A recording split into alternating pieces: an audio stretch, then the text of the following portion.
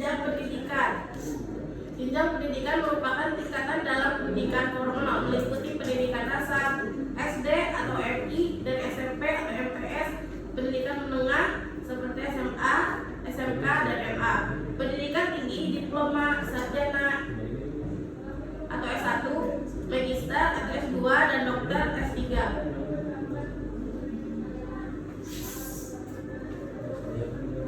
Jenis pendidikan adalah pengelompokan berdasarkan tujuan dan kekhususannya.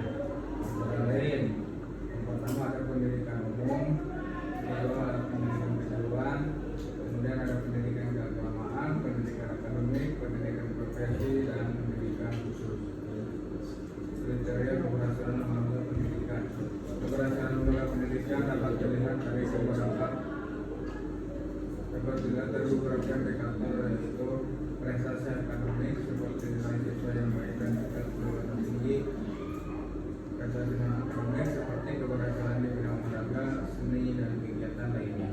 Kualitas pembelajaran yaitu proses belajar mengajar yang efektif atas peran kompetensi. Manajemen lembaga yaitu pengelolaan yang baik dan administrasi yang tertata. Sarana dan prasarana yaitu fasilitas mendukung proses pembelajaran. Kepuasan masyarakat yaitu kepercayaan orang tua dan keberhasilan lulusan di jenjang pendidikan atau dunia kerja.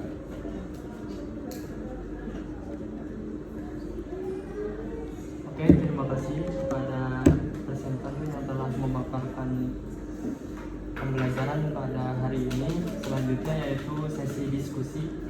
Kepada teman-teman boleh untuk bertanya atau lain sebagainya. Dipersilakan.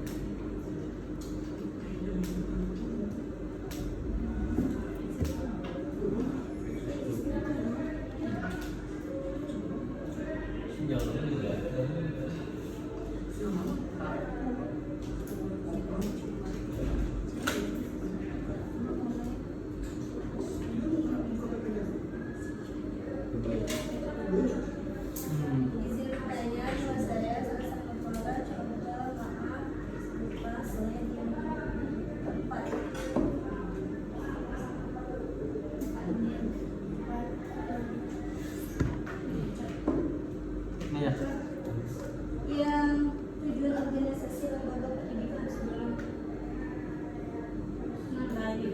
dan di sini ada meningkatkan kualitas pendidikan. Pertanyaannya, bagaimana caranya agar organisasi dapat meningkatkan kualitas pendidikan secara nyata, bukan hanya secara teori? Secara nyata tuh secara ketika di lapangan gitu. Iya. Jadi bukan secara teori. Lebih ke pengaplikasian berarti.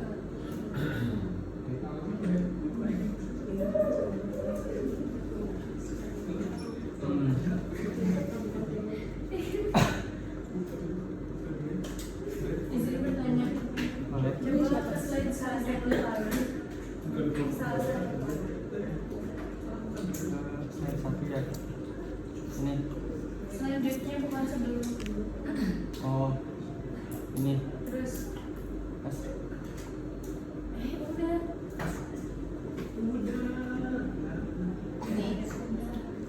Ini kan di sini organisasi lembaga pendidikan merupakan suatu sistem yang mengatur hubungan kerja antara seluruh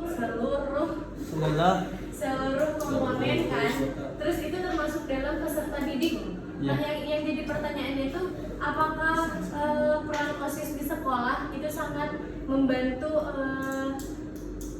membantu lancarnya Tenaga kerja guru. bukan gimana? Jadi kan ada OSIS ya di sekolah. Apakah OSIS itu teh membantu Kurikulum. lancarnya perorganisasian di sekolah? Ya. Ibarat program. Ya, program yang di sekolah, organisasi di sekolah. Program apapun itulah. Ya, apakah membantu OSIS? Ini ibarat support ya. Soalnya kan di sini peserta didik juga ya. Peserta didik juga kan biasanya OSIS atau MPK ya. Apakah sangat membantu atau seperti apa?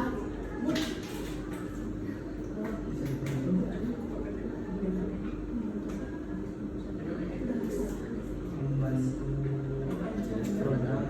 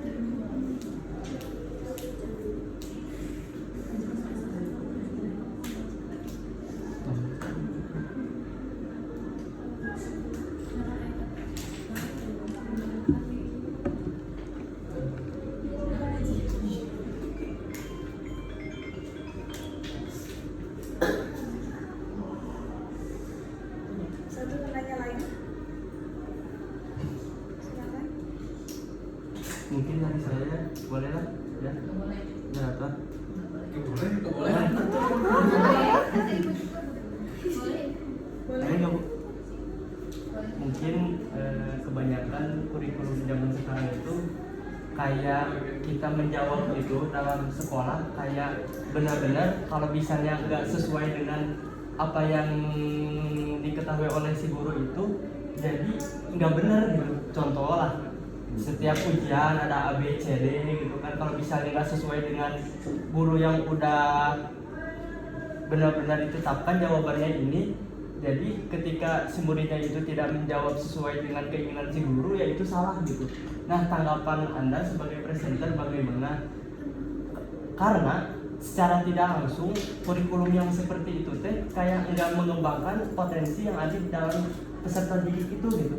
Karena emang benar-benar diatur buat benar diatur, buat berpikir diatur, sehingga dia enggak bisa abstrak gitu dari segi keilmuan gitu. Nah, solusinya gimana? Tanggapan dan solusi.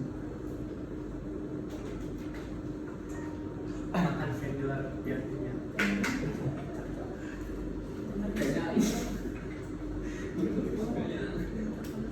Tanggapan sama solusi guru. Tanggapan solusi guru. Ketika belajar dia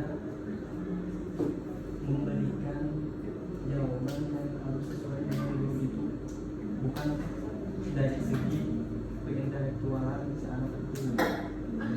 Jadi si intelektual SLPG jawabannya itu si guru teh terus si anak teh salah terus disalahkeun. jadi si anak teh untuk bisa melebihi ada yang nama ya tahu aja.